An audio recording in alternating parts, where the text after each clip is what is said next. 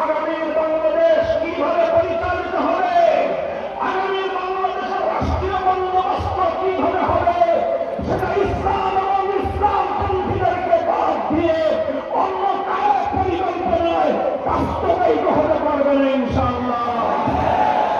বাংলাদেশ খেলাফত মজলিস তাই আহ্বান জানিয়েছে, জুলাই বিপ্লবের সকল অংশীদার ঐক্যবদ্ধভাবে আগামী দিনে ফ্যাসিবাদের মোকাবেলায় ঐক্যবদ্ধ রাজনৈতিক বন্দোবস্ত গড়ে তুলতে হবে।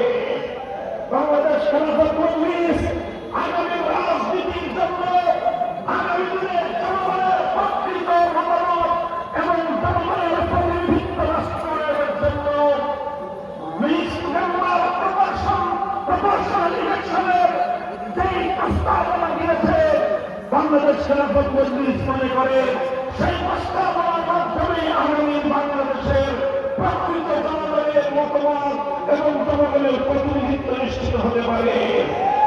ইতিমধ্যে জাতীয় ঐক্যমত্য কমিশনে উচ্চকক্ষের সংসদ গঠন হওয়ার সিদ্ধান্ত চূড়ান্ত হয়েছে। আমরা বলতে চাই, যদি উচ্চকক্ষ সংগঠিত হয়, উচ্চকক্ষে পিয়ার পদ্ধতি প্রপোর্শনাল রিপ্রেজেন্টেটিভ পদ্ধতিতে এদেশের জনগণের প্রকৃত প্রতিনিধিত্ব নিশ্চিত করতে হবে। ভিন্ন কোন ব্যবস্থা মানবে, তৌহিদ জনতা মানবে না।